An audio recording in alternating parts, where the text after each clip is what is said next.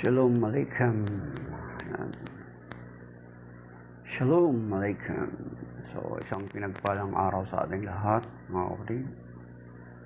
Narito na naman tayo ngayon sa ating Preaching in the Wilderness series. Yung account natin ay mapula pa rin. Paunti-unti nang lumilinaw. Maybe kagagawa nito ni TikTok ay violated sa kanilang standard. So, most possibly. Okay. So, narito na naman tayo ngayon sa ating Preaching in the Wilderness series. At binabasa natin ang Ebanghelyo ng Panginoon na binabasa sa lahat ng mga Katolikong simbahan. And then, pinagninilayan natin na maaaring makatulong sa atin sa ating araw-araw ng pamumuhay. At binabati ko yung mga regular nating nakakasama, ang ating mga elders, sina Kuya Brother Joseph John Quijano, saka si Kuya Romy Nunez, si Mystery of Faith, sina Pablo, at iba pa nating mga kapwa Katoliko na sumusubaybay sa atin. So before that, manalangin muna tayo ng saglit, mga kapatid. Hallelujah. Pag-umpisa natin ang ating gawin sa araw na ito. In the name of the Father, the Son, the Holy Spirit. Amen.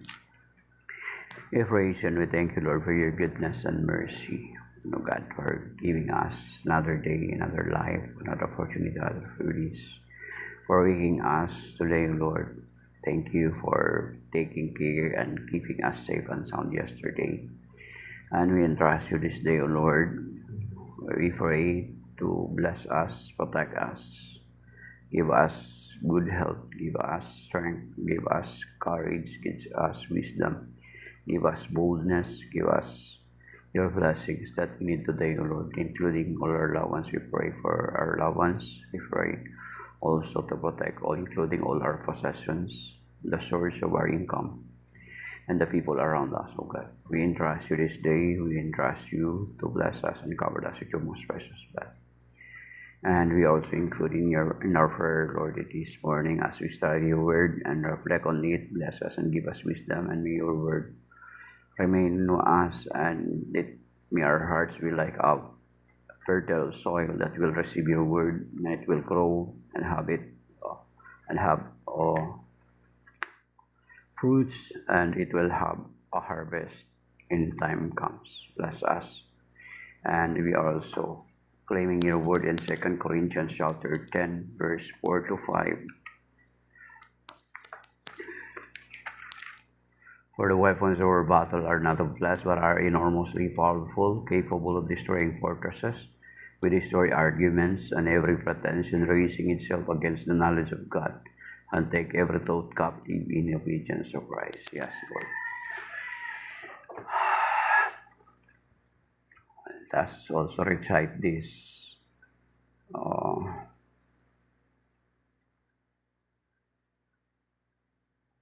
Big tema, Paschali Laudes.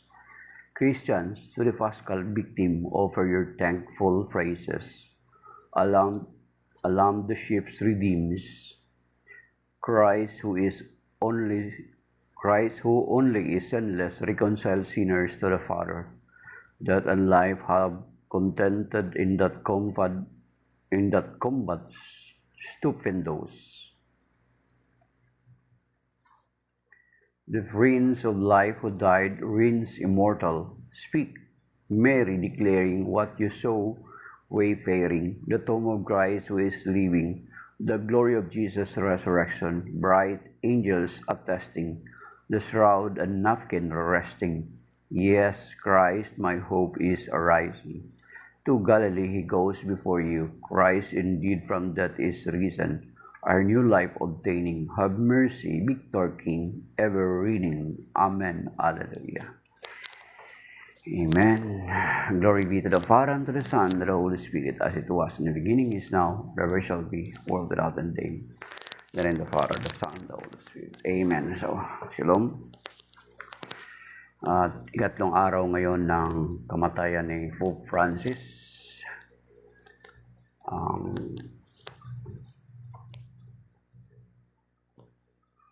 sa ikatlong araw ngayon ng kanyang kamatayan. Namatay siya noong April 21. So, maybe sabihin may may tinatawag na 9 days of mourning ang ating simbahan, yung siyam na araw daw po na pagluluksa, and then open for public viewing yung kanyang katawan doon sa Vatican City. Pero prior siya mamatay, meron siyang inihabilin na yung usual na ang mga Santo Papa ay doon inilibing sa Vatican City. Ang hiniling niya ay may libing siya doon sa Mary Major Church. Pa rin doon, pa rin malapit doon sa Vatican. Yun yung siling ni Pope Francis. And then, which is unusual, according to na subaybayan ko na ito kasi yun yung kasing simbahan na yun. Every time na may mga major travel siya, before and after, I don't know siya pumupunta para manalangin, mahingi ng intercession ni Mama Mary. Kaya hiniling niya na doon daw siya ilagak ang kanyang katawan. So, yan mga kapatid. Okay, so the gospel of today is taken from the gospel of the Lord according to St. Luke chapter 24 verses 13 to 35. Glory to you, Lord. Now that very day, two of them were going to a village 7 miles from Jerusalem called Emmaus, and they were conversing about all the things that had occurred. And it happened that while they were conversing and debating, Jesus himself drew near and walked with them, but their eyes were prevented from recognizing him. He asked them, "What are you discussing as you walk along?" They stopped, looking downcast. One of them, named Cleophas, said to him in reply, "Are you the only visitor to Jerusalem who does not know of the things that have taken place there in these days?"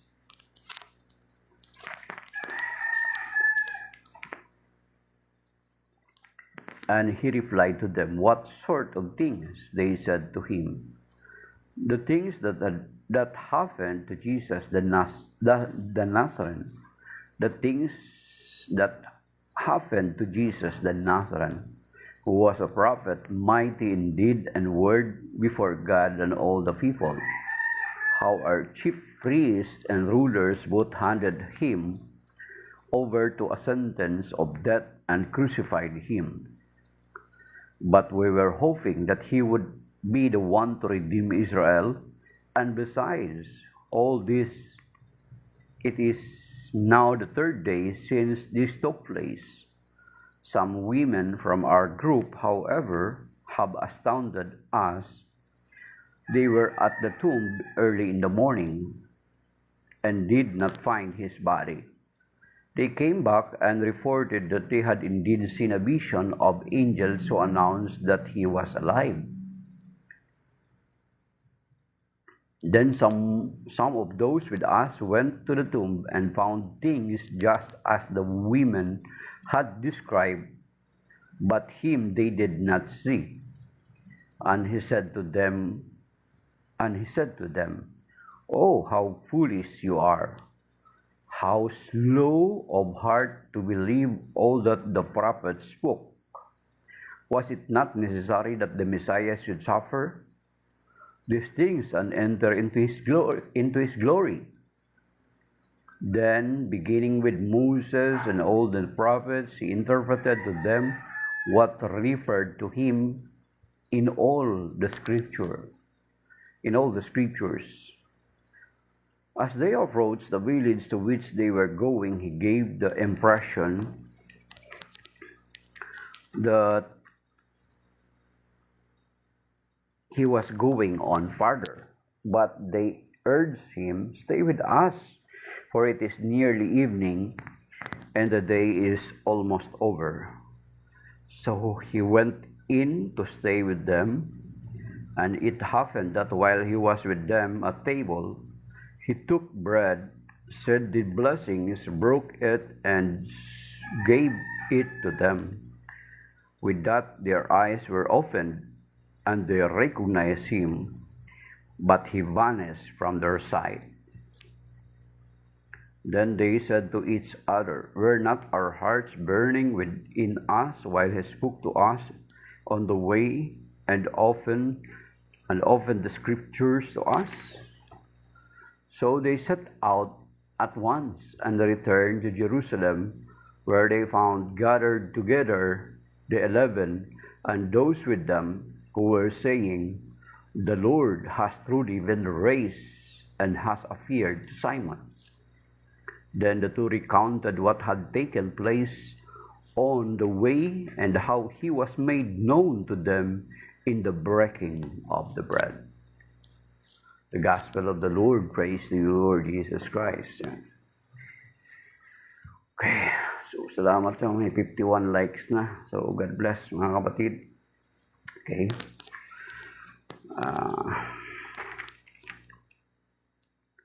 So ang pamagat, usually ang pamagat namin dito sa ebanghelyong ito, sa tagpong ito ay yung road to Emmaus or the road to Emmaus. So, yun nga, ang sinasabi dito na ang Emmaus na ito ay 7 miles from Jerusalem to Emmaus. Ang Emmaus na ito ay ang lugar na ito ay 7 miles, sa atin equivalent to 11 kilometers. So mahaba-haba na lakarin papunta from Jerusalem to Emmaus. So ito yung nangyayari sa mga alagad, sa mga mananampalataya ng ating Panginoong Jesucristo. Itong si Cleophas is not part of the 12 apostles, but he is a disciple of our Lord Jesus Christ. So nung nangyari ang Mystery of Faith, good morning. Mystery of Faith, medyo mapula, ano kayang ibig sabihin nito? So may violation kaya ako sa TikTok. Ayan. So, makita natin na si Maria Magdalena ay nakita niya ang Panginoon Jesucristo na akala niya gardener, hindi niya rin recognize, mga kapatid. So, dito, itong dalawang alagad na ito, sa tagpo na ito, makikita natin na hindi rin nila na-recognize ang Panginoon, na sinabi pa nga nila, you are the only visitor or a stranger, foreigner sa Jerusalem na hindi nakakalam ng pangyayari. Ibig sabihin, itong nangyari sa Panginoong Jesucristo ay balitang-balita, talk of the town, baga. So, habang naglalakad sila, at itong tagpo na ito, mga kapatid, ay isang halimbawa na kung ang Panginoong Jesucristo ay hindi talagang totoong muling nabuhay, katulad ng binanggit natin kahapon, na ang kanyang mga alagad ay babalik na lang sa dati nilang pamumuhay, sa dati nilang paniniwala ng pagiging mga Hudyo, at muli silang maghihintay ng Mesiyas na darating. Sapagkat kung hindi totoong muling nabuhay ang Panginoong Jesucristo, sasabihin nila, we are just being deceived. Nabudol kami baga. Parang sabihin ganung term. Nabudol kami baga ng taong yun na nagpapakilala sa amin na Mesiyas, ngunit hindi pala. So, itong mga alagad na ito, from Jerusalem, ay bumalik sila sa Emmaus. Kasi hindi na nila makikita natin na andun din yung kakulangan nila ng pananampalataya. Kasi may narinig na sila, may mga kwento na, may narinig na sila na sinasabi na nabuhay ang Panginoong Jesucristo, yet umalis pa rin sila sa Jerusalem, bumalik sila sa Emmaus. Hindi binanggit dito kung ano yung purpose ng kanilang pagpunta roon. Pero most possibly, kung titingnan natin, is because they were disappointed by what had happened to the Messiah they are expecting. Diba? Kung titingnan natin itong Ebanghelyo ngayon, mga kapatid. So, along the way, sa kanilang pagmamaktol or sa kanilang yung pagiging confused sa kanilang kagulumihanan, sa Tagalog, ano ba yung kagulumihanan? Sa panahon ng kanilang kagulumihanan ay dumating sa kanilang kalagitnaan ang Panginoon. O, di ba? So there are times in our lives sa ating buhay na kuminsan sa panahon na andun yung kagulumihanan natin, dumarating yung kagulumihanan natin sa ating mga buhay. There are times that God sending us people to encourage us, to strengthen us, mga kapatid. Nagpapadala ang Panginoon ng mga taong magpapalakas sa atin. Or mismo ang Panginoong Jesucristo, siya yung magpapalakas sa atin. In what way? Through His Word. Sa pamagitan ng kanyang salita. Pero here comes sa tatlong ito, tatlo sila. Si Cleopas at yung kanyang kasama at yung dalawa na hindi nakasama. Na papunta sila sa Emmaus. Napupunan ninyo, actually nasabi ko na rin ito. Maraming tagpo sa Biblia na kalimitan, hindi lahat na mga karakter ay pinapangalanan. Ang possible reason is para makita natin ang ating sarili sa tagpong ito at mailagay natin ang ating sarili sa tagpong ito, mga kapatid. So as they travel along, going back to Emmaus, maybe where they came from, where they originally come from, iniwan nila yung lugar nila para sumunod sa Panginoong Jesucristo because they are thinking, kung titingnan natin later part, anong sabi dito? Siya pa naman yung inaasahan namin na magliligtas sa amin, natutubos sa amin. So itong mga alagad na ito, sina Cleopas, yung mga disciples ng Panginoon, itong sina Cleopas at kanyang mga kasama, they are going back to Emmaus because of discouragement, because of disappointment. Kasi, habang nag-uusap sila dito, anong sabi dito? Sabi niya? Okay.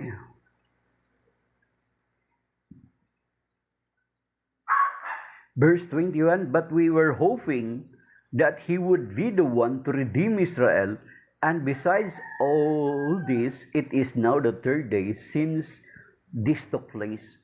So sabi nila, siya pa naman yung inaasahan namin. So yung expectations kasi nila, mga kapatid, their expectations of Messiah is like King David. Kasi ang Messiah will be coming from the line or the tribe of Judah or from the lineage of King David. So pag sinabing King David, of course, King David is a warrior, a great warrior. Nag-umpisa siyang maging mandirigma at his younger age. Mga kapatid, di ba? Very famous si King David, yung kanyang pakipaglaban kay Goliath. Ngayon, ang Mesiyas ay magmumula sa angkan ni Haring David. So, ano sabi nila? Verse 21 dito, Luke 24 verse 21, siya pa naman yung inaasa namin. So, yung expectations nila kasi, mga kapatid, yung paradigm nila, yung pananaw nila sa pagiging Messiah ay isang Mesiyas or isang Kristo na isang mandirigma, isang conqueror. Yun yung kanilang pananaw. Kasi ang sabi nila, siya pa naman yung inaasahan namin. Yun sa verse 21. So, yun yung tinatawag na expectation versus reality. They are expecting 2 months of the Lord. Iba yung kanilang expectation sa Panginoon. Pero yung ginawa ng Panginoon ay taliwas sa kanilang inaasahan. Kasi kung titingnan natin ang banal na kasulatan, ayun naman talaga ang pronouncement ng Panginoon. Di ba? Doon sinasabi sa Matthew chapter 1 verse 21 to 23. Thou shalt call his name Jesus, for he shall save his people from their sins. Hindi niya sinabi he will save his people from their enemy. Ang sinabi doon sa Matthew chapter 1 verse 21 to 23, he shall save his people from their sins, mga kapatid. Okay? Okay lang po ba ang audio ng microphone ko, mga kapatid? Okay, basahin natin ha. Ang prophecy naman kasi talaga ay hindi naman niya sinabi na ililigtas ng Panginoon, ng Mesiyas na ito, sila sa kamay ng kanyang mga kaaway.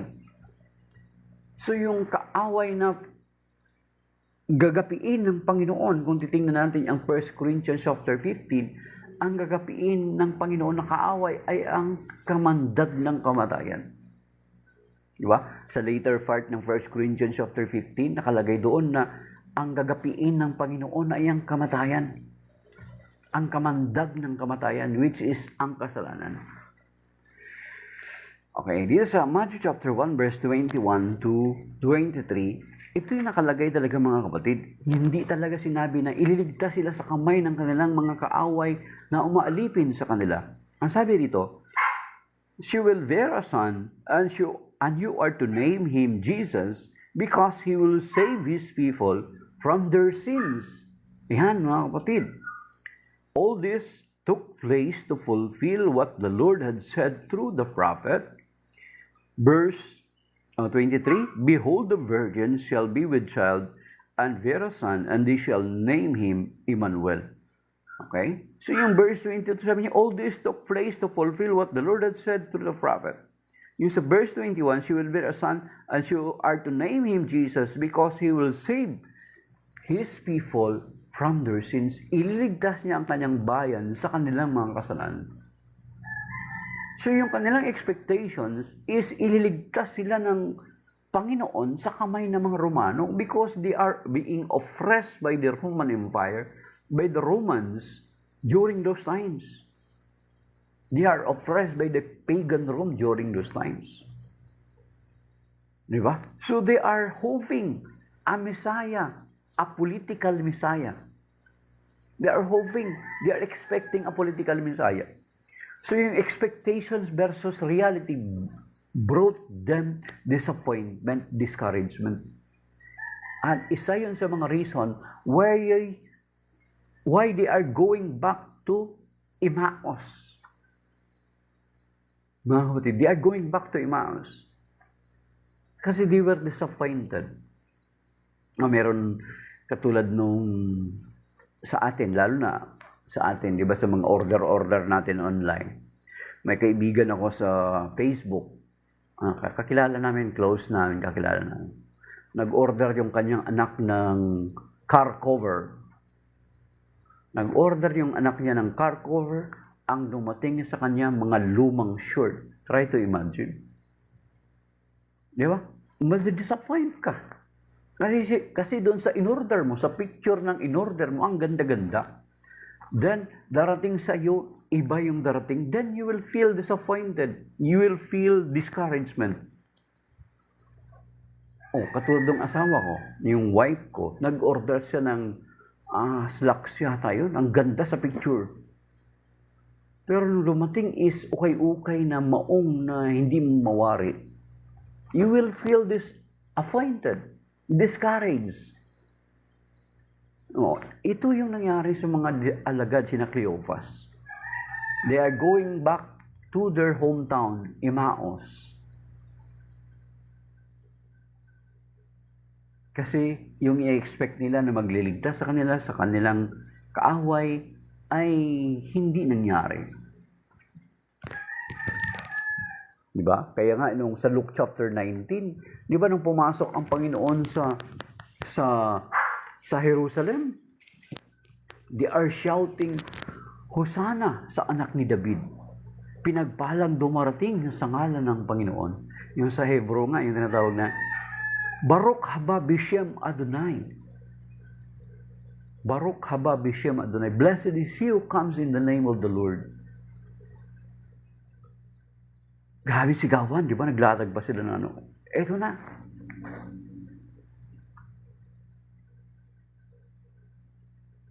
Kaso lang, ang nangyari, hindi sa kabayo nakasakay ang Panginoong Kristo. Ibig sabihin, he is not going to war. He's not going to war. Kasi asno yung kanyang sinakyan. Bilang katuparan dun sa prophecy sa mga kay Malakyas, Sekaria chapter 9 verse 9. Hindi siya sumakay sa kabayo. Ibig sabihin, he's not going to war. Bagamat ganun ay tuwang-tuwa pa rin yung mga tao habang papasok ang Panginoon sa Kristo sa Jerusalem. Kasi maari ang kanilang iisip, yung kanilang mindset, Jesus is greater than Moses. Kasi si Moses, wala naman siyang binuhay na patay. Ito, how many times ko na ito nasabi. Si Moses, wala siyang nabuhay na patay. Wala siyang napagaling na bulag, napakadilat na bulag. Wala siyang pinagaling na karamdaman. Ang ginawa ni Moses, he just performed signs and wonders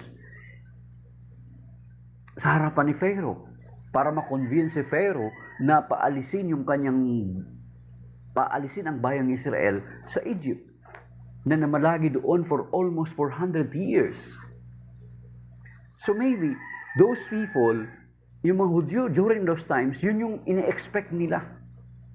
That the Lord Jesus Christ will perform signs and wonders before the Roman Empire. Pero hindi nangyari. Ano nangyari? He suffered and died. And on the third day, he rose again. Kasi yun naman talaga mga kapatid, ang inilagay sa banal na kasulatan, yun yung prophecy for him. Yun yung prophecy. Kasi hindi nila maintindihan. Bakit ganun? Yeah. Yun yung sinasabi ng banal na kasulatan, mga kapatid. Sa Isaiah chapter 55 verse 8 and 9. There are times in our lives na yung ina-expect natin, yun yung prayer natin, ina-expect natin na tugunin ng Panginoon sa paraan natin yung ating mga panalangin. Yun yung kalimitan. Kapag hindi mangyari, nagkakaroon tayo ng disappointment. Di ba? May sinasabi dito mga kapatid sa Isaiah chapter 55 verse 8 and 9. So ganun kung bakit nangyari yun sa kanila. They were disappointed. Kaya yung sumigaw na mabuhay ang haring dumarating sa ngalan ng Panginoon ay sila rin yung sumigaw na ipako siya sa krus. Because they were disappointed. Pagdating doon sa harapan ni Pilato, pagdating niya doon sa harapan ng mga Romano, wala siyang ginawa. Kasi iba yung pamamaraan ng Diyos, pamamaraan ng tao. Yan sinasabi sa Isaiah 55 verse 8 and 9 mga kapatid. Ito sa Tagalog mga kapatid. Sana ma-memorize nyo to. Ang sabi dito, ang wika ni Yahweh, ang aking isipay, di ninyo isipan. At magkaiba ang ating daan. Kung paanong ang langit higit na mataas sa lupa, ang daat isip ko'y hindi maabot ng inyong akala. Yan mga kapatid. Yung paraan ng Diyos ay iba sa paraan natin. Kaya they were disappointed ng ganun na lamang because their expectations is different from the reality na gagawin ng Panginoon. Kasi yun naman talaga ang naka-prophecy na ang Panginoong Hesukristo ay magsasuffer for us to be saved from the sting of death, dulot ng kasalanan. Yung sinasabi sa 1 Corinthians chapter 15. So doon tayo ililigtas ng Panginoon. Okay? Yun. Kasi yun yung sinasabi sa Matthew chapter 1 verse 21. At saka yun yung sinasabi dito sa Isaiah chapter 53 mga kapatid. Na ang suffering servant, itong Isaiah 53 is a prophecy for a suffering servant.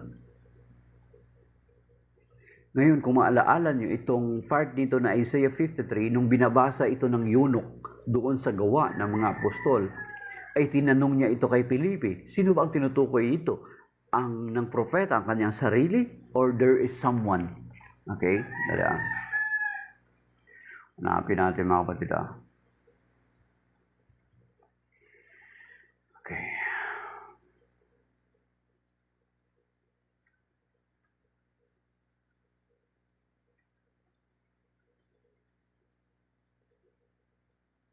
So kung titignan natin mga kapatid,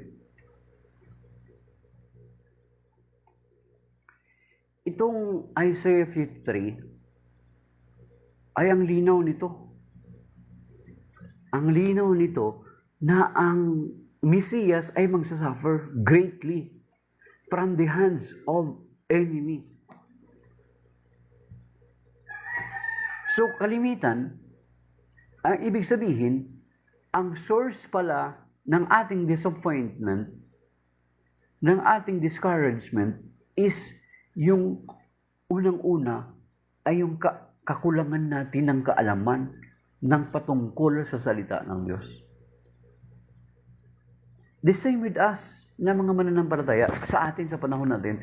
Ang kuminsan ang nangyayari, bakit tayo madaling ma-discourage sa buhay natin? It is because we lack kulang yung ating kaalaman sa salita ng Diyos. Samantala, ang salita ng Diyos ay maraming pangako ang Panginoon na pwede nating panghahawakan.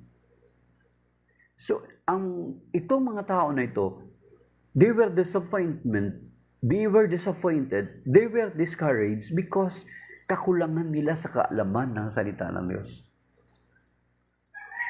Ito dito sa Isaiah 53 mga kapatid. Itong Isaiah 53, ito yung pagdating dito sa Book of Acts. Okay? Chapter 8 verses 26 to 40 na makita natin dito yung eunuch at saka si Felipe na sabi dito. Tingnan natin mga kapatid. Okay. Si Felipe ang pinunong taga-Ethiopia. Pagkatapos ni Felipe naman ay inutusan ng isang anghel ng Panginoon, pumunta ka agad sa timog ng daang patungong Gaza mula Jerusalem. Ito'y ilang, kaya't naparoon si Felipe sa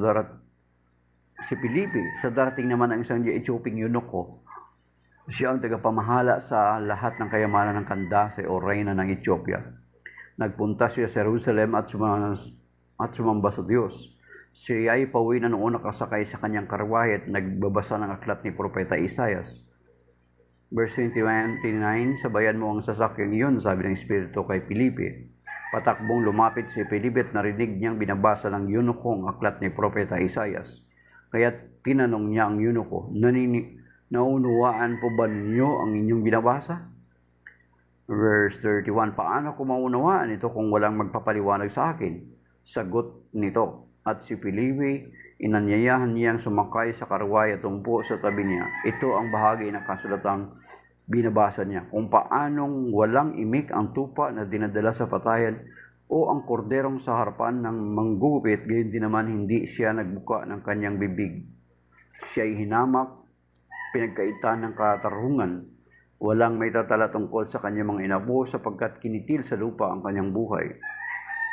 Sa verse 34, sabihin mo nga sa akin, wika ng eunuko, kay Felipe, sino ba tinutukoy dito? Anong propeta? Sarili ba niya o iba?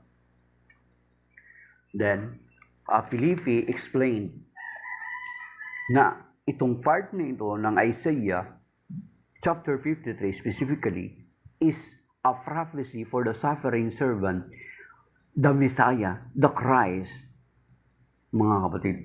So, hindi siya dumating para makipagdigma gamit ang kanyang lakas o kapangyarihan. Kasi nga, yung paraan ng Diyos ay iba sa ating kaparaanan. Yung sa tingin natin na kahinaan niya ay kanyang kalakasan. Yung sinasabi sa Isaiah 55 verse 8 and 9. Kaya nga, pagdating din doon sa 1 Corinthians chapter 1 verse 26, kaya nga kung titingnan natin ang Panginoon Kristo ay humirang din ng mga alagad na hindi naman sikat, mga mangingisda lang. isa lang doon yung tax collector. The rest, most of them are fishermen.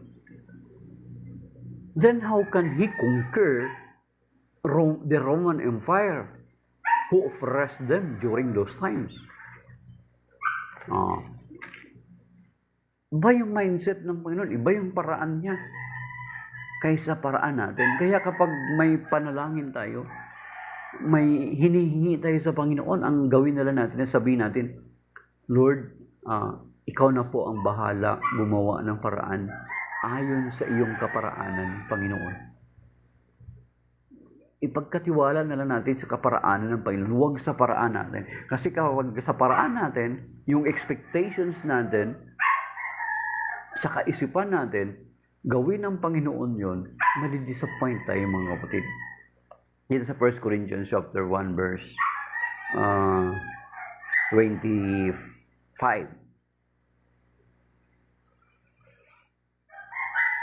Okay, sabi dito, sapagkat ang inakala nilang kahangalan ng Diyos ay karunungan, higit kaysa lahat ng karunungan ng tao, at ang inaakala namang kahinaan ng Diyos ay lakas na higit sa lahat ng kalakasan ng tao.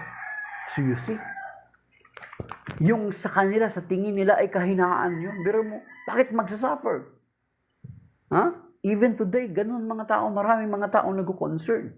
Even ang previous na presidente natin, si President Duterte. God bless po, Sister Amy. May God bless you and keep you safe and sound. My verse for you is Psalm 91:11. Nasama mo ako sa prayer, baka ma-meet mo doon si Father Darwin. Yan. Okay, God bless po, Sister Amy. Baka ma-meet mo si Father Darwin doon. Okay. So, Sister Amy, you're quite familiar with what I am discussing kasi paulit-ulit lang naman to. Pero ito yung ginagawa ng Panginoon na inuulit-ulit para makintal sa ating puso't isipan. That is the reason why God is allowing this na magiging paulit-ulit sa atin. So yun yung mga kapatid, yung expectations nila na kahinaan, yung akala nila na kahinaan ng Panginoon. Kasi bilhin mo, a weak, anong klaseng Messiah ito? A weak Messiah. A weak Messiah. Bakit mamatay? Di ba? Kahit si former President Duterte, sinabi niya, hindi ako nakakawala ng bilib. Anong klaseng Diyos yun, mamatay? Di ba mga kapatid? Pero ito yung sinasabi sa banal na kasulatan, sa 1 Corinthians chapter 1 verse 25. Ulitin natin. Sapagkat ang inaakala nilang kahangalan ng Diyos ay karunungan, higit kaysa lahat ng karunungan ng tao, at ang inaakala namang kahinaan ng Diyos ay lakas na higit sa lahat ng kalakasan ng tao. You see? Yes, kakay, amen. So, ganun. Kaya, para kung bagas kung anong klaseng Diyos to, bakit magsasuffer?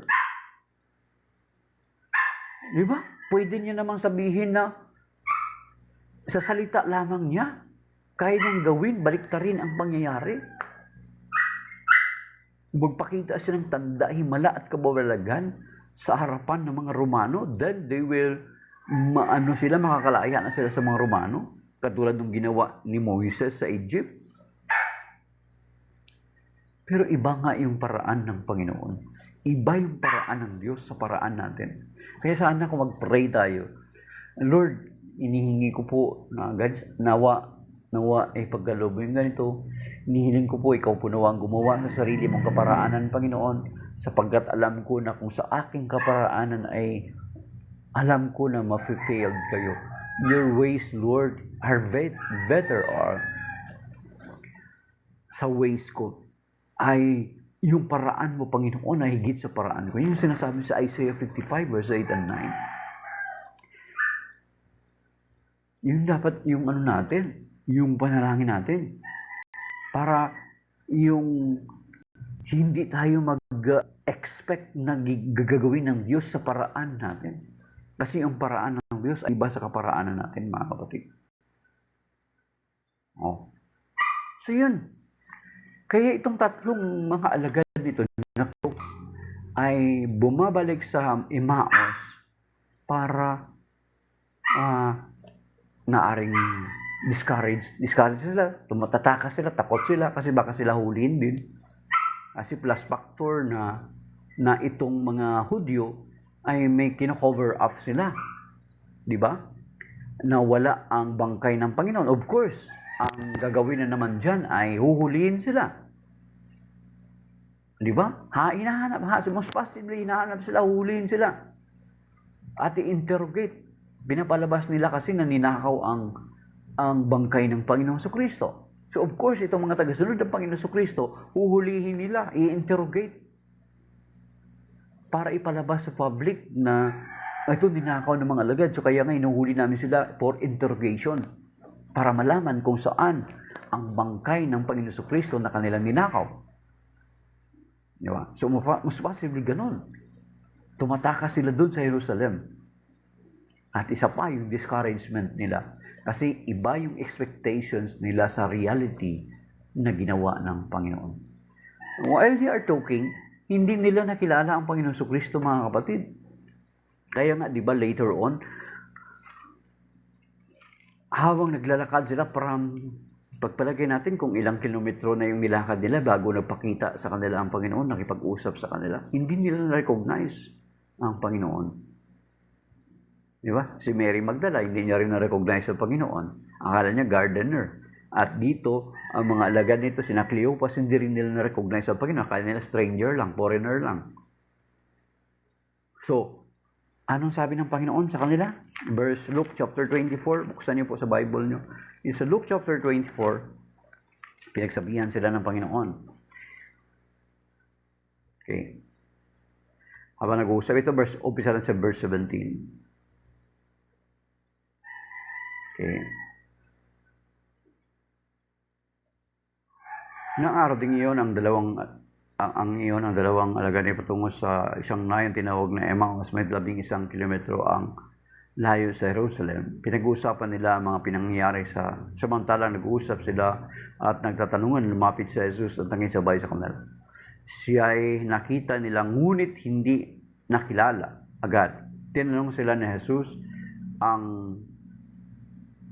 ano ba ang pinag-uusapan ninyo? At tumigil silang nalulumbay.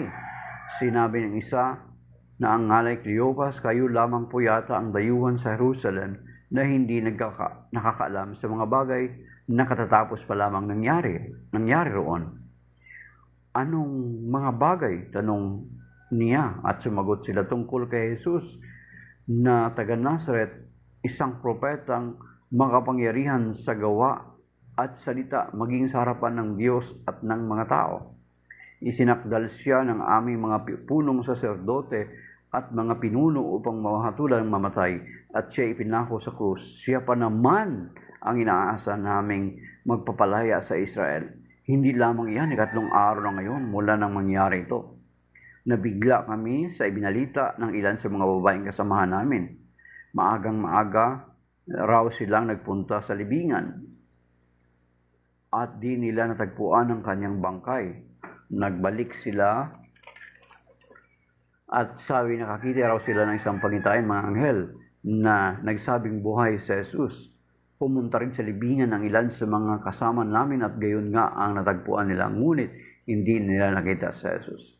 Sinabi sa kanila ni Jesus, kay hahangal ninyo, ano't hindi ninyo mapaniwalaan lahat ng sinabi ng mga propeta. Hindi ba't ang Mesiyas ay kailangang magbata ng lahat ng ito bago niya kamtan ang kanyang marangal na katayuan? Verse 27, at pinaliwanag sa kanila ni Jesus ang lahat ng nasasaad sa kasulatan tungkol sa kanyang sarili, simula sa mga aklat ni Moises hanggang sa sinulat ng mga propeta. So you see, na ganun talaga, sinabi sila kanila ng Panginoon, ang Mesiyas kinakailangan magbata. Yun yung sinasabi sa Isaiah 53. Basahin niyo mga kapatid, baka hindi niyo pa nabasa ang Isaiah 53. Talagang magbabata siya. Hindi siya magdi-display ng kapangyarihan, ng strength. Kasi it is very easy for him to be believed by many people kung ganun yung gagawin niya. Pero yung paraan ng Panginoon ay iba talaga sa kaparaanan natin. So pinaliwanag sa kanila ng Panginoon na yun talaga yung purpose ng pagpunta ng Panginoon Kristo. Siya ay magsasuffer. Siya yung kordero na dadalhin sa patayan. Kasi ang kordero, di ba, tingnan nyo.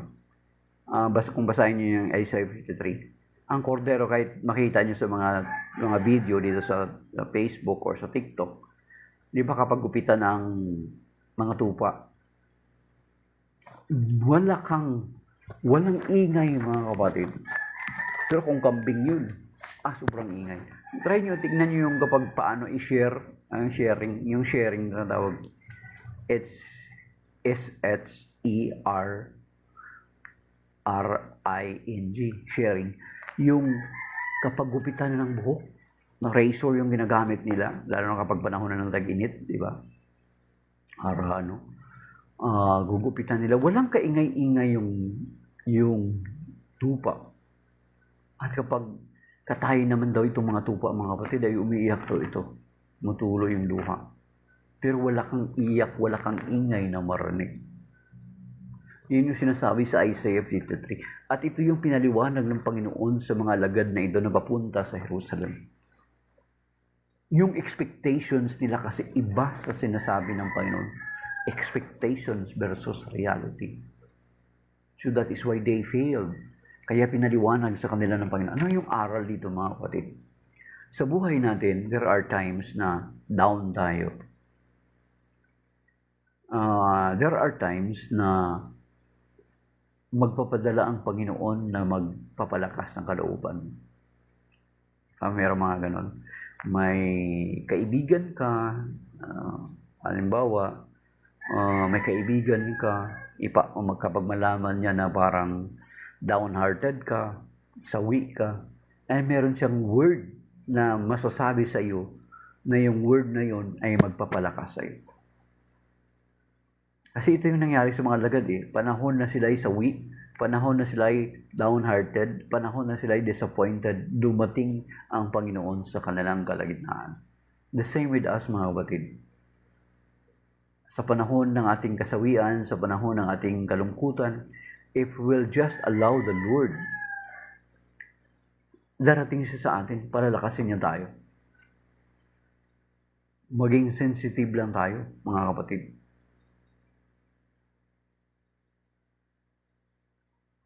Kung minsan, may marinig ka na mga Bible verses na magpapalakas sa iyo. Di ba? May mga kaibigan kang mag-cheer up sa iyo, kaya mo yan. Hindi katapusan ng mundo ang kawalan ng taong iyon sa iyo. Di ba? Merong ganon. Lalo na yung mga kabataan, sa mga kabataan, yung akala nyo, yung mga mahal nyo, yung girlfriend nyo, boyfriend nyo, yung parang kapag nawala siya, akala mo katapusan ng mundo. There are young people na nagko-commit ng suicide because they are thinking na yun yung yung nila, parang yung daigdig nila ay naguho. Pero nung kakapatid, hindi pa yan totoo. Marami ka pang daraanan sa buhay, marami ka pang girlfriend o boyfriend na magkakaroon ka pa ng maraming boyfriend o girlfriend bago ka magkaroon ng talagang iyong-iyo na para sa iyo. Totoo yan. Yan. Yung akala mo ay katapusan ng mundo, akala mo ay yun na yung yun na yung magiging asawa mo. Pinagtaksilan ka pala. Di ba? Wala na yung mga kabataan, huwag mo na kayong expect too much na yun na yun, yung boyfriend yun na yan, yung halos mamatay ka na. Do not commit. na pag mawala siya is para bagang natapos ng daigdig mo. No, it's not. Baka palang araw magbilang ka pa ng maraming boyfriend and girlfriend sa mga daliri mo, baka kasama pati yung mga paa. Daliri sa paa.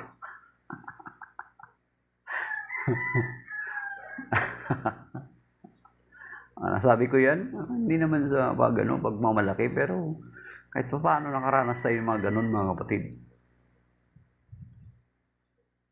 Kaya, huwag ma-discourage. Huwag ka agad decide ng ikakasakit ng sarili mo.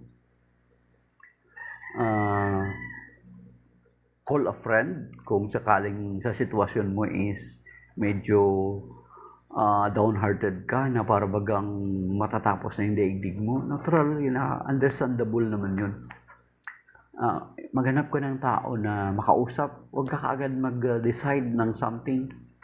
Huwag ka kaagad Of course, kung wala kang kaibigan makausap, then talk to the Lord. Go to sa atin sa Catholic Church, sa Adoration Chapel. Isumbong mo sa Kanya doon, Lord, ganito yung nangyari sa akin. Tulungan mo ako. What shall I do? Give me peace. Give me courage to face these circumstances na nangyari sa buhay ko ngayon. Lalo na yung mga kabataan. Huwag na yung mga kabataan, especially, yes man, maintindihan namin kayo na kapag nagkaroon ka ng break-up, halos ma-ruin yung daigdig mo. Pero, maghanap ka ng even yung mami mo, o ikaw, mami mo. Kasi marami yung karanasan. Or sino yung kaibigan mo na sa tingin mo ay makapag-cheer up sa iyo, yung makapag-encourage sa iyo. Kung alam mo na yung kaibigan mo ay toxic yun or negative yun mag-isip, huwag mo muna sa kanya i-confide yung situation mo. Maghanap ka ng tao na sa tingin mo is mapalakas ka. Huwag doon sa tingin mo, sa kaibigan mo na alam mo na ang attitude doon is negative yung style. Yan. Yan yung paraan ng Panginoon na para i-cheer up ka. Sa moment na down ka, ang Panginoon darating. Katulad nito mga lagad na ito. Kung sa situation ng buhay mo na down ka, ay parang discourage ka na. Your world is crumbling. Parang yung daigdig mo, parang pasan mo yung daigdig mo. Then maybe that is the time for you to answer the call of the Lord Jesus Christ. Yung sinasabi niya, di ba si Matthew 11:28? Sana meron ka niyan sa wall mo. Ilagay mo sa wall mo yung Matthew 11:28. Halik kayong lahat ng mga napapagal at nabibigatan sa inyong pasanin, at kayo'y pagpapahingahin ko. Dalhin ninyong aking pamatok. Kunin yung aking pamatok sapagkat ang aking pamatok ay magaan. Di ba? Ngayon, ilagay nyo sa wall mga anak nyo yan. Or ilagay mo yan sa notebook mo para sa panahon na down ka na, ay meron kang mabasa na encouragement, mabasa na promise ni Lord. Lord, promise mo po ito. Down po ako at this moment. Inilalapit ko sa iyo itong kabigatan ng aking puso. Di ba yung sinasabi sa 1 Peter chapter 5 verse 7? Cast your all cares upon Him, for He cares for you. Di ba? And then, basahin mo rin yung Jeremiah 11:29 at 29 verse 11. Ayun, ano din yun? Lord, this was your promise to your people. And I am also claiming this for me. I know well the plans I have in mind for you. Plans to prosper you and a future full of hope for you. It is I, the Lord, who speak. Seek me with all your heart. and I will let you find me. Yun yung mga ganong mga promises ilagay mo. Para sa panahon na discourage ka na, do not immediately make any decisions, but rather, basahin mo yung pangako ng Panginoon. Panginoon, pinanghahawakan ko itong pangako mo.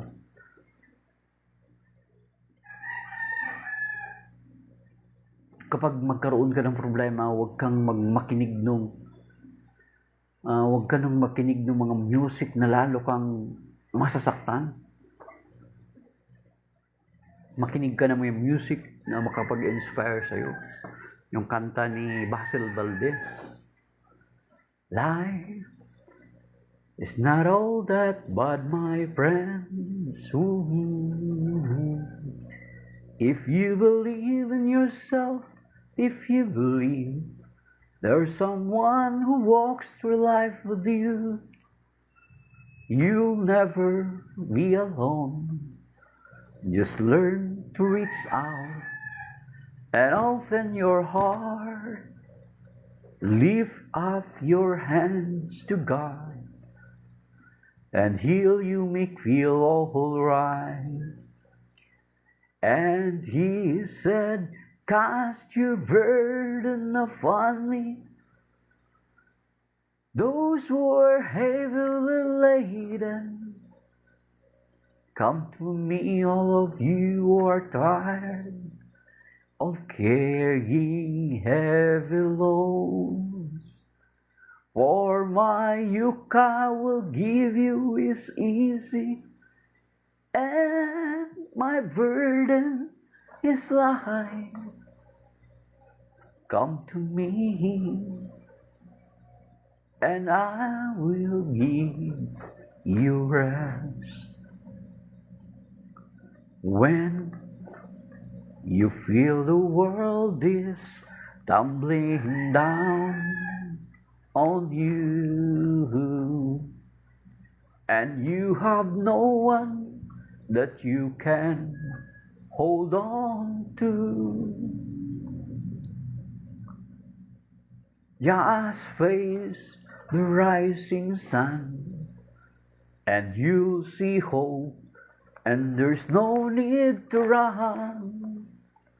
Lift up your hands to God, and He'll make feel all right. And He said, cast your burdens upon me. Those who are heavily laden, come to me, all of you who are tired of carrying heavy loads. For my yoke I will give you is easy, and my burden is light. Come to me, and I will give you rest. Come to me, and I will give you rest. Yan yung pangako ng Panginoon doon sa Matthew 11:28, mga kapatid. Panghawakan natin. Ang sinasabi nga ng Hebrews 10:23, let us hold on unwaveringly to our profession, because the one who promised us is trustworthy. So yun yung mga pangakong ating panghawakan. Do not immediately be discouraged by the situations that you are right now, mga kapatid. At yun,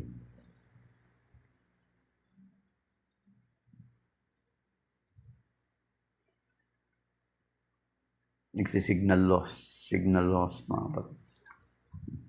Okay.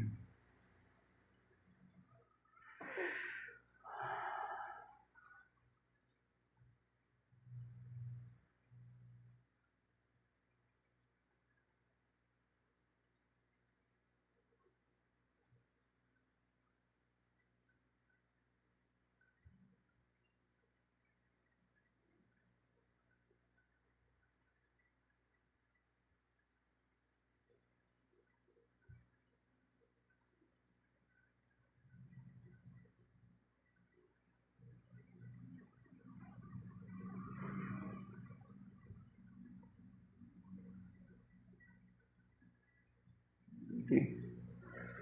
So yan, nagkakaroon ng signal loss. May confirmation code.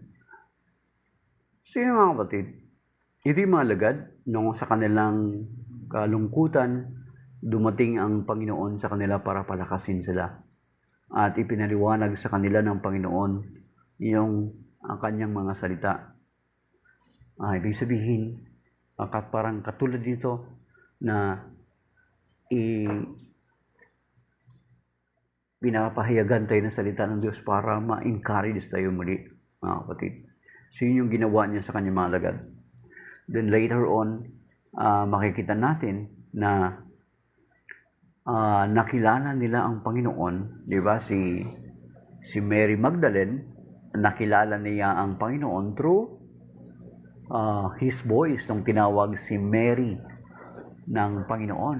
Kaya na-recognize ni Mary ang boses ng Panginoon. Kaya sinabi niya, Rabboni. Kaya sinabi niya, Rabboni.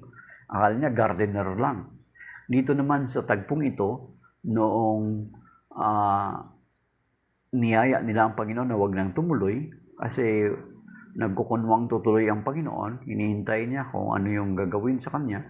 Nung after niya ipaliwanag yung banal na kasulatan, then during their dinner, ay ang ginawa ng Panginoon, He took bread, He broke it, and gave it to them. Then, sa kanila na-recognize ang Panginoon. So, kasi itong ginagawa ng Panginoon, it is very familiar to them. Nakilala ni Mary Magdala ang Panginoon sa boses, kaya sinabi niya, Rabboni. Ito naman ng mga alagad nito, yung manner naman ng Panginoon. God bless po. Diyan ka na sa Bohol. Wow, barko. Akala ko po nag-aeroplano kayo. God bless po, Sir Evie. Paki-include ako sa prayer mo dyan. Kung ma-meet mo si Father Darwin, ipakisabi, Father Darwin, isama ako sa prayer. Kaya mo, Father Darwin, mahilig din doon sa deliverance. So, ipag-isama po ako sa prayer, Sir Amy. At yung mga taong sinasama ko rin sa panalangin ko. Okay. God bless din po. At ganoon din sa iyong mga prayer request at sa iyong pamilya. Shalom, Sir Amy, God bless. Ayan. Okay. So, yun mga kapatid, na sa buhay natin ay may mga discouragement. But let us always open ourselves sa mga encouragement ng Panginoon, especially sa kanyang salita. Yun yung pinaka-primary source of our strength ng encouragement, ang kanyang salita. Ito yung pinaliwanag niya sa kanyang mga alagad. So dapat, for us to be encouraged, dapat magkaroon tayo ng time, katulad ng itong ginagawa natin, isa ito sa paraan na ma-encourage tayo sa salita ng Diyos. Kasi ang sinasabi sa Romans chapter 15, mga kapatid, sinasabi dito sa Romans chapter 15, kasi ito ang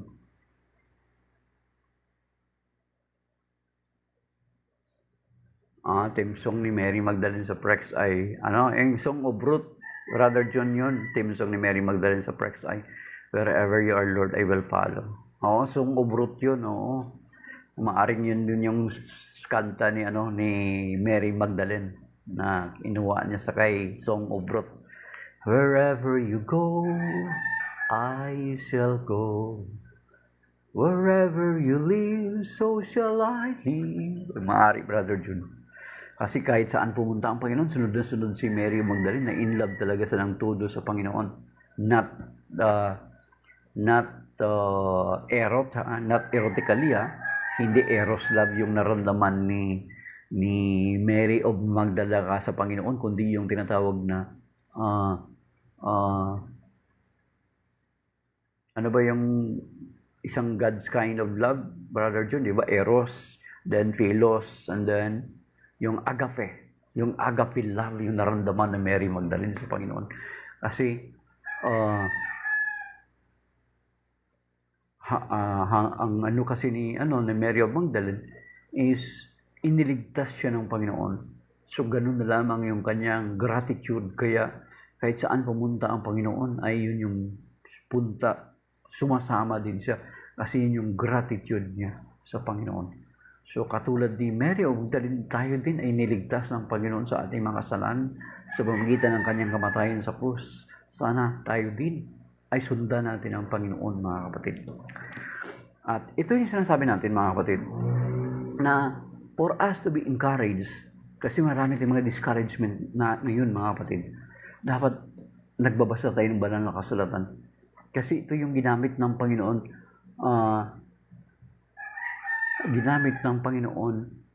sa kina Cleopas para muli silang palaksin. Di ba? Kaya nga tingnan mo yung conclusion nila. Kaya pala, nag-uumalab ang ating puso habang pinapaliwanag niya sa atin sa daan ang kasulatan.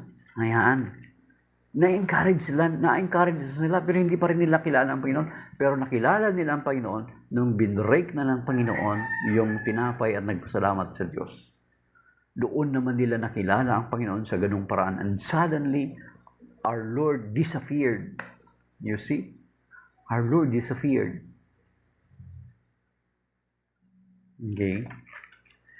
And then dito sa Romans chapter 15, mga kapatid, Romans chapter 15 verse 4, that is why it is, ini-encourage tayo ng simbahan na basahin natin ang banal na kasulatan. Sinasabi dito sa Romans chapter 15 verse 4, anumang nasa kasulatan, noon pang una ay nasulat sa ikatututon natin sapagkat lumalakas ang ating loob at nagkakaroon ng pag-asa kapag binabasa natin ang mga aral na matatagpuan dito. So you see, mga kapatid.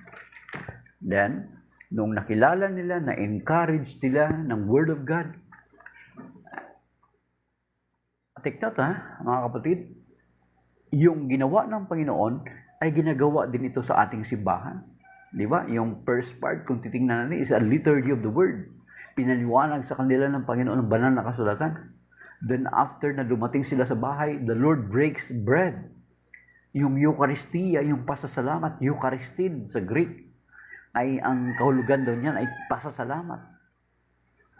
Doon nila nakilala ang Panginoon and suddenly the Lord disappeared. At isa sa mga narinig ko dati na paliwanag, why the Lord disappeared? Kasi di ba, anong sabi ng Panginoon doon sa Last Supper? Sa Matthew chapter 26, ano sinasabi doon? Take this, all of you, and eat of it. This is my body.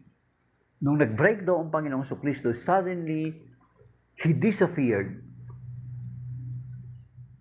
Because He is already in the form of bread. Kasi di ba sinabi niya, this is my body. Isa yan sa mga narinig kong paliwanag. That is why the Lord suddenly disappeared. Kaya bumalik sila kagad sa Jerusalem at ibinalita nila yung kanilang karanasan. Okay. So after you were, pagkatapos, yun yung ginagawa natin. After you were encouraged by the Word of God, pagkatapos mo ikaw na encourage ka, napalakas ka ng Word of God, you have to do the same. Bumalik sila sa Jerusalem para ibalita yung kanilang karanasan para mapalakas din ang kalooban ng kanilang mga kasamahan na natatakot at nagugulumihanan, mga kapatid. So dapat ganun ang ginagawa natin. Kaya nga sa banal na misa, after we heard the Word of God, yung tinatawag ng, hi Pablo, good morning. Parang ibang picture ni Pablo, iba yatang Pablo to. So after, sa banal na misa, di ba? After we heard the Word of God and participate in the liturgy of the Word and liturgy of the Eucharist, di ba?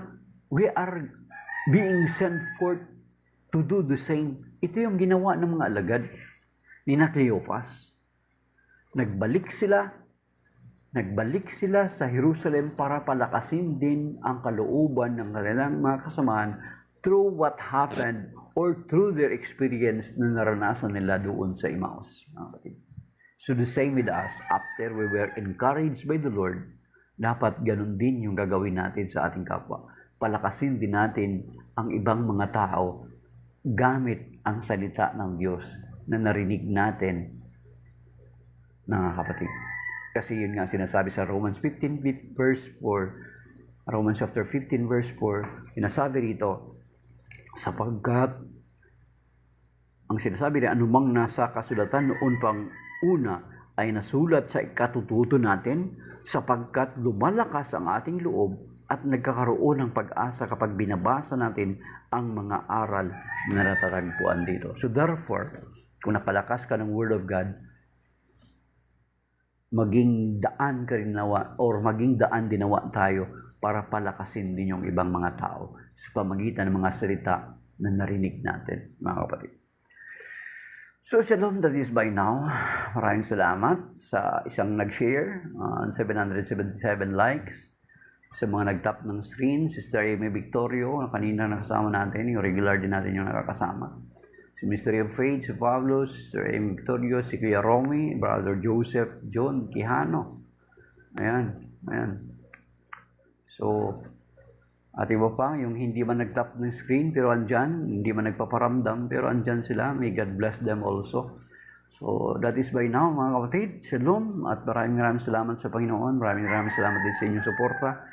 At ganun din dun sa mga supporters natin sa Facebook. Kasi pagkatapos dito, pinapost natin sa Facebook. May mga nagpaparating ng encouragement sa akin na natutuwa sila. Bagamat, kumbaga, good morning everyone. Yes, Brother Romy. Bagamat hindi nagko-comment, pero in person ay nagkausap kami. Nagulat nga ako na pinapanood pala yung mga video natin. So, mga hindi lang nagpaparamdam, pero andyan sila. Yan si Brother Calix, lagi yun nagko-comment sa video natin na ito kapag ipopost na natin sa Facebook. Si Brother Calix ay 37 years pastor ng Protestant pastors o converted to the Catholic Church. So, padalangin ko na pagpalain siya ng Panginoon, i-reward sa kanya ng Panginoon na magkaroon ng miraculous healing ang kasawa ni Brother Calix, yung kapatid nating pastor for 37 years na sa Bacolod. At kung gusto niya siyang suportahan, i-follow niyo yung State of Grace TV niya sa TikTok. At ganoon din, kung gusto niyo akong suportahan dun sa Grace, State of Grace TV sa YouTube wala. At ako naman, ang YouTube account ko is Simply Catholic din ang aking nilagay doon. So, hanapin nyo na lang kung gusto nyo akong suportahan. At isa siguro sa paraan, kahit yung simpleng ginagawa lang natin ito ay makakatulong tayo, hindi man para sa mga marurunong, kundi yung mga simple at ordinaryo lamang na mga kapwa natin, na Katoliko especially, ay malaking bagay na yun sa Panginoon. So, bahala na si Lord kung sa rest. Basta at least we are doing our part, mga kapatid. So, maraming salamat. Ngayon, 1K likes. Ang iba dyan nag-blood like. Inaabot ng 1K at yung nag-tap ng screen. Yun nga. Kuya Romy Nunez. Okay, yan. God bless, mga kapatid. So, shalom, that is by now, mga kapatid. And signing off. And may God keep us safe and sound sa araw nito. Gabayin niya tayo at patnubayan. Pagpalain at iligtas tayo sa sakuna, sa mga problema, sa mga bigat mga pagsubok. Iligtas tayo sa stroke, sa cancer, sa kidney failure, sa heart attack, or sa dulot ng sobrang init sa panahon ngayon, mga kapatid. So, that is by now, and signing off, my dear brothers and sisters. May God bless us and keep us safe and sound. Iligtas din tayo ng Panginoon sa mga disgrasya, sa road rage, at sa anumang malubang sakit at karamdaman. In Jesus' name, amen. Then in the Father, the Son, the Holy Spirit, amen. Signing off, my dear brothers and sisters.